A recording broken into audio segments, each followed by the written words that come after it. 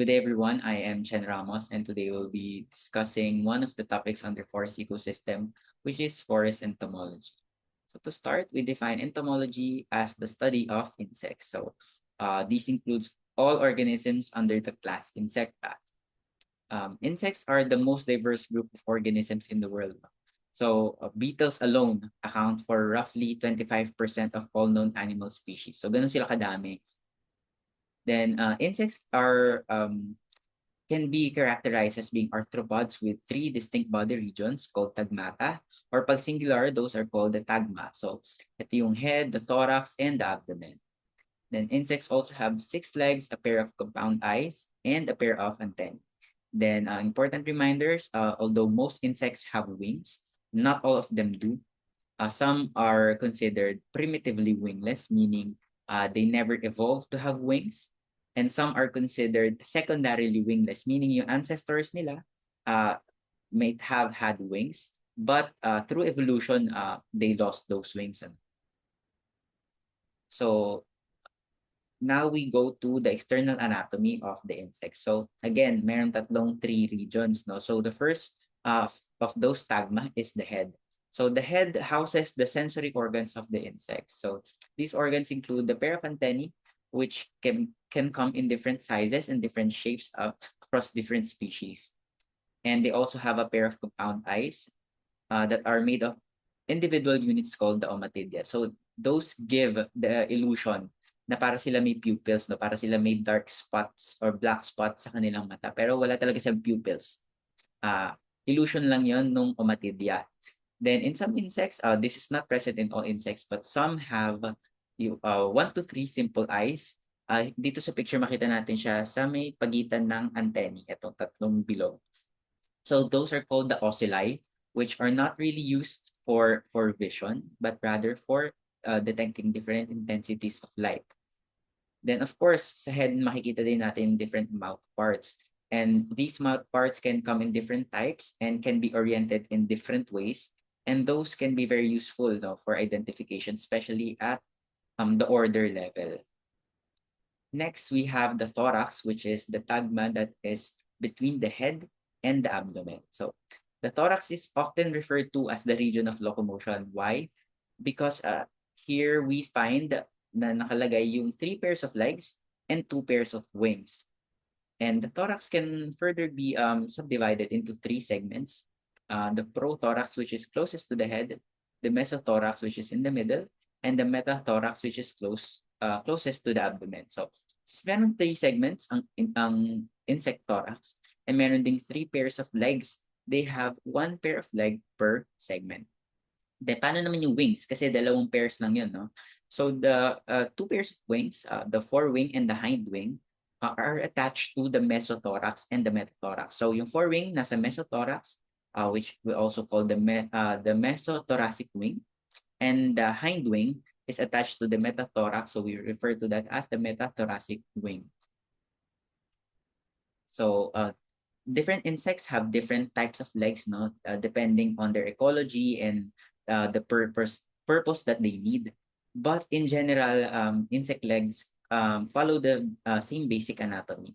So we have on the left yung coxa, which is the part that attaches the whole leg, the entirety of the leg to the side of the thorax. Then we have next to that is the trochanter, then the femur, the tibia, and sa pinakadulo yung tarsus.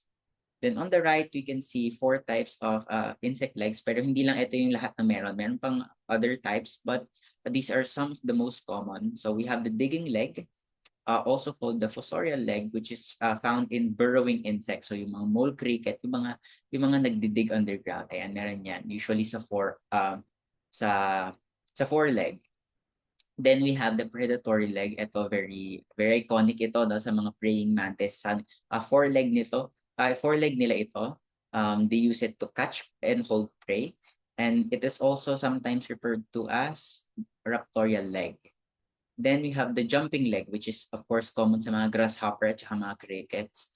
They are sometimes referred to as the saltatorial leg. And last, we have the swimming leg. So sa mga sa mga nagsiswimming, of course, some beetles and also some bugs have swimming legs. So these are sometimes referred to as the natatorial leg.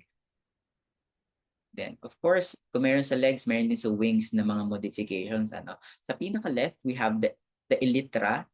This is, makikita natin ito sa mga beetles. So, they are characterized by being hard throughout. So, sclerotized sila, matigas sila sa buong entirety niya. As opposed to the hemelytra, which is found in hemipteran. So yung mga true bugs. Here, makikita natin na around 2/3 lang yung hardened, and the rest, yung 1/3, is parang membranous na, parang transparent or translucent na siya. So mas manipis siya kaysa sa elytra. Then we have the tegmina, which is found in cockroaches and also in grasshoppers, no? Mga orthopterans. So ayun yung meron silang leathery na forewing. Then we have on the right yung membranous wing. So this can be found in wasps, bees, mga butterfly, although covered ng scales yung sa butterfly. So sila yung yung manipis lang, and then most of the time they are see-through or translucent. Then in hymenopterans in particular, so those include bees and wasps, we can find structures called hamuli. So makita natin parang may hook. So that connects the lower edge of the forewing and the upper edge of the hindwing para magkasabay sila mag-flap.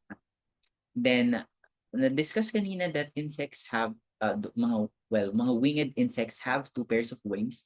But in the order Diptera, which includes mosquitoes and flies, they only seemingly have 2 pairs, no? Kasi yung hindwing nila have been modified into halteres. So halteres are reduced na wings that are believed to be used for stability during flight.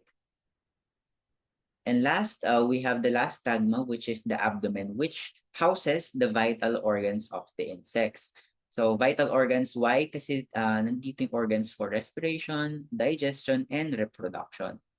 So for respiration, we have the spiracles, which can be found on the side, on the lateral side of the abdomen. So makita natin parang small dots. Those are spiracles. And they are responsible for air exchange.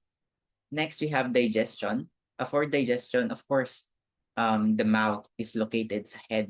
But majority ng digestive tract of the insect can be found in the abdomen. And last, of course, very important is reproduction. So dito sa bandang tip ng abdomen, makikita natin dyan yung reproductive organs ng mga insects. So in males, it's called the adiados, and in females, it is called the ovipositor. Then also, manotice natin na meron parang rectangular plates that covers the abdomen. So these plates are sclerotized. So para silang yung elytra kanina. So matigas. And they serve as protection, of course, because nandito nga yung mga vital organs ng insect. So they can be classified based on their position. So sa dorsal side or sa back side ng insects, these plates are called tergites. Then sa baba naman, we have the sternites. And in some insects, there are plates on the lateral side connecting the tergites and the sternites. So sa gilid, sa tagiliran ng insects, and those are called the pleurites. Then we also have this organ here. Para siyang concave siya. So papasok siya. And it is called the tympanum. So ayan yung hearing or auditory organ ng insects. Okay, so to wrap up, we will be having some practice questions. Identification type to, so just write the answers down on any piece of paper that you might have. So for number 1, what are the simple eyes that insects use for light detection? Diba, sinabi kanina meron two types sila ng eyes, no? So isa lang doon. Then number 2, what part of the leg is closest to the thorax?